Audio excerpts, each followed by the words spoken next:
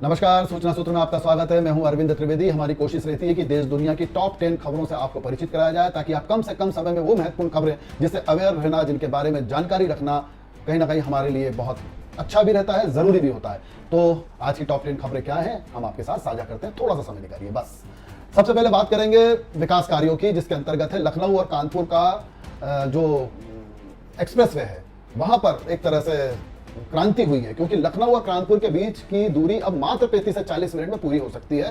सन 2015 में नितिन गडकरी ने अखिलेश यादव जो तत्कालीन मुख्यमंत्री थे, उनके सामने यह कहा था कि निकट भविष्य में लखनऊ और कानपुर के बीच सिर्फ 35 से 40 मिनट में रास्ता तय किया जा सकेगा।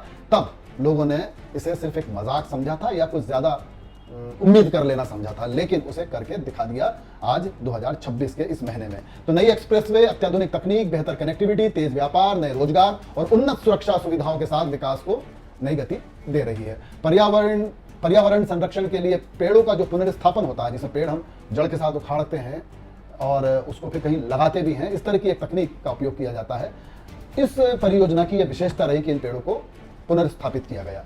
यह एक्सप्रेसवे मध्य उत्तर प्रदेश को आगरा झांसी मार्ग के जरिए दिल्ली, मध्य प्रदेश और राजस्थान से तथा प्रयागराज वाराणसी मार्ग के जरिए बिहार और नेपाल से भी जोड़ता है। ऐतिहासिक जीत की बात जरूर की जानी चाहिए, क्योंकि ये भारत की नारी शक्ति ने, जिन्हें अभी वर्ल्ड कप जब हुआ तो निराशा हाथ लगी थी, सेमीफाइनल में भी नहीं पहुंच पाई थी, लेकिन उन्होंने अपने हौसले को बरकरार रखा और लॉर्ड्स जैसे ऐतिहासिक मैदान पर जाकर ये क्रिकेट की नारी शक्ति ने ऐतिहासिक जीत हासिल की है 270 रनों से। और लॉर्ड्स में वहां के जो इतिहास में नाम अपना दर्ज किया है, बाकायदा लिखित में नाम दर्ज किया है, वो किया है क्रांति गौड़ ने, यस्तिका भाटिया ने, जिन्होंने 113 रन की पारी खेली सेकंड इनिंग में, और क्रांति गौड़ ने 91 रन देके 7 विकेट लिए, जिसमें से पहले पारी में 5 विकेट लिए थे। क्रांति गौड़ के बारे में जानना हर नारी को, हर युवती को हम कहेंगे जरूरी है। युवक तो जाने ही कैसे उन्होंने जबरदस्त तरीके से गरीबी से निकलकर और लॉर्ड्स में अपना नाम दर्ज कराया ऐतिहासिक रूप से। ये बहुत रोचक, क्योंकि क्रांति गौड़ एक तेज गेंदबाज हैं, शानदार गेंदबाज हैं, लेकिन लॉर्ड्स में जो ऐतिहासिक क्रिकेट का मक्का है, वहां पर अपना नाम दर्ज करा लेना बहुत बड़ी उपलब्धि है उनके गांव के लिए, जिला जो छतरपुर में आता है, और वहां से निकलकर ये पहुंचती हैं लॉर्ड्स। ये भारत के लिए भी उपलब्धि है कि कहां से निकल के खिलाड़ी कहां पहुंच सकता है यदि उसमें योग्यता हो तो। अपने जूते तक उनके पास नहीं थे, लड़कों के साथ खेलती थी, और लड़कों के साथ खेलते खेलते उनको छोटे छोटे मौके मिलते थे, वहां पर उनको कोच ने देखा। और ये पूरी कहानी आप उनकी बायोग्राफी में जरूर पढ़िए। हम तो आपको सिर्फ अवगत करा रहे हैं क्रांति गौड़ से, इनके बारे में आप जरूर पढ़िए। पूरी भारतीय टीम को हार्दिक बधाई और शुभकामनाएं भारतीय क्रिकेट के इतिहास में नाम दर्ज कराने के लिए, क्योंकि अभी आयरलैंड से भारत की पुरुष टीम बुरी तरह से हारी, उसके बाद इंग्लैंड से एक तरफा हारी, उसके बाद ये राहत की खबर हमारी नारी शक्ति ने दी है। आगे बढ़ते हैं। बद्रीनाथ धाम दान चोरी मामले में बड़ा एक्शन। एसआईटी की जांच के बाद मंदिर समिति के कर्मचारी प्रमोद नोटियाल को नकदी और दान सामग्री की कथित चोरी के आरोप में गिरफ्तार कर लिया गया। सीसीटीवी फुटेज में कथित तौर पर 500 रुपए के नोट, सोने चांदी के सिक्के, शालिग्राम शिलाएं और केसर के पैकेट छिपाते हुए वे दिखे।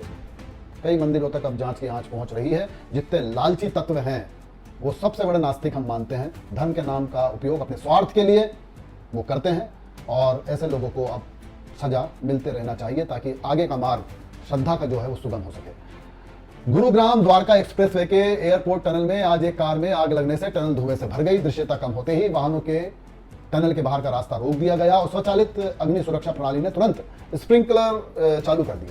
कुछ ही देर में आग पर काबू पा लिया गया और इस घटना में किसी के घायल होने की सूचना नहीं है। यह राहत भरी खबर है। यह आधुनिक बुनियादी ढांचे और उन्नत सुरक्षा प्रणालियों का उदाहरण है, जो संभावित हादसों को बड़ी त्रासदी बनने से रोकने में महत्वपूर्ण भूमिका निभा रही है। टेक्नोलॉजी तो महत्वपूर्ण भूमिका निभाएगी और वो एक्सप्रेसवे पर टनल्स में लगा भी दी जाती है, लेकिन सबसे बड़ी जिम्मेदारी हमारी होती है कि हम जितनी जल्दी तकनीकी जिस तरह से अपना असर दिखा रही है, उसी तरह से हम भी यातायात के गति के नियमों का पालन करना सीख जाएं, जिससे दुर्घटनाएं कम से कम हो।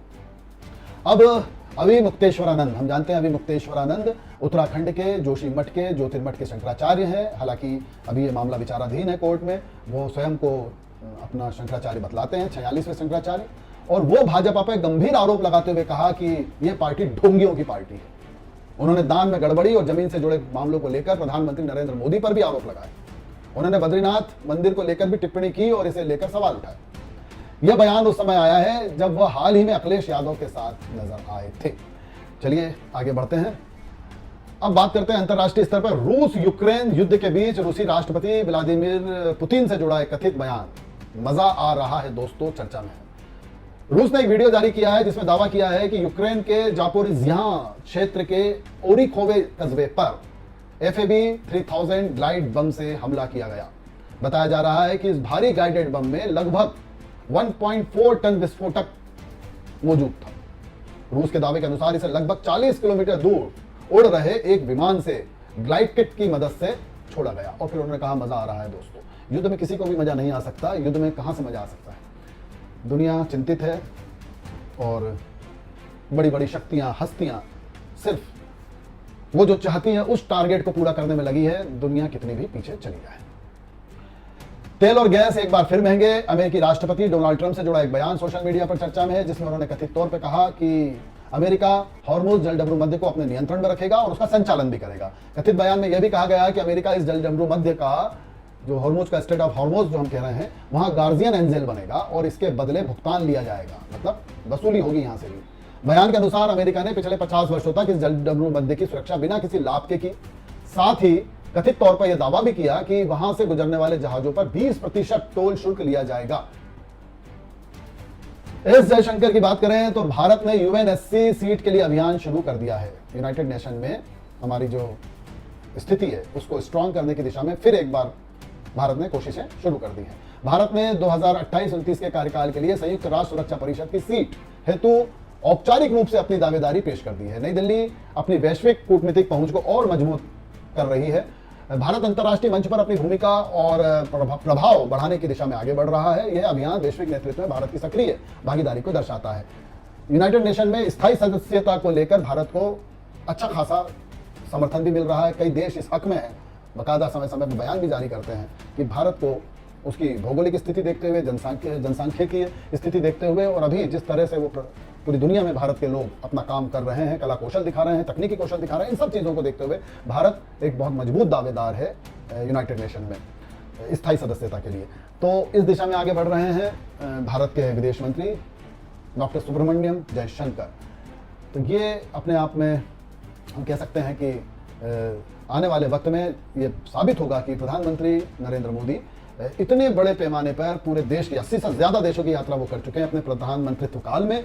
तो वहाँ उन्होंने जो पर्सनल केमिस्ट्री बनाई है देश के प्रधानमंत्री के नाते अन्य देशों के लीडर्स से, वो कहीं ना कहीं वो कूटनीति सॉफ्ट पावर काम कर रही है या कितनी कर रही है, ये देखना दिलचस्प होगा। अब अगली खबर, भारत ऑस्ट्रेलिया के बीच में हाल ही में यूरेनियम समझौता हुआ।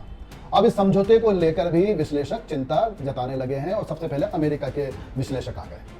वो कह रहे हैं कि इसके शांतिपूर्ण उपयोग की पूरी गारंटी नहीं है, जबकि भारत ने हमेशा शांति का मार्ग ही अपनाया है। ये इतिहास शायद अमेरिका के विश्लेषक नहीं पढ़ पा रहे हैं। इस बीच भारत की रणनीतिक पहल और कूटनीतिक सफलता पर पश्चिमी देशों में चर्चा भी तेज हो गई है। भारत अपनी ऊर्जा सुरक्षा और वैश्विक साझेदारियों को मजबूत करने की दिशा में आगे बढ़ रहा है। विश्लेषक अपना नजरिया प्रस्तुत करते रहेंगे और भारत आगे बढ़ता रहेगा। और अंत में दिल्ली दंगों के दौरान अंकित शर्मा की हत्या के मामले में ताहिर हुसैन को दोषी ठहराया गया है। अंकित शर्मा की हत्या कर दी गई थी बेरहमी से जब दिल्ली में दंगे हुए थे। और ओवैसी के समर्थकों के लिए यह एक बहुत बड़ा सवाल है कि गंभीर आरोपों के बावजूद उन्हें राजनीतिक मंच क्यों मिला, जबकि ओवैसी एक ऐसे नेता के तौर पे जाने जाते हैं जो कानून को बहुत गहराई से जानते हैं और बहुत तर्कसंगत तरीके से अपने विचारों को सामने रखते हैं। तो उनके ऊपर अब ये सवाल उठाया जा रहा है कि ऐसे व्यक्ति को AIMIM ने 2025 दिल्ली चुनावों में राजनीतिक मंच दिया, ताहिर हुसैन को, जबकि उनका नाम विवादों से घिरा हुआ था। तो ये टॉप 10 खबरें। उम्मीद है कि आप देश दुनिया की 10 महत्वपूर्ण खबरों से अवगत हो गए। सूचना सूत्र के माध्यम से बने रहिए हमारे साथ। नमस्कार।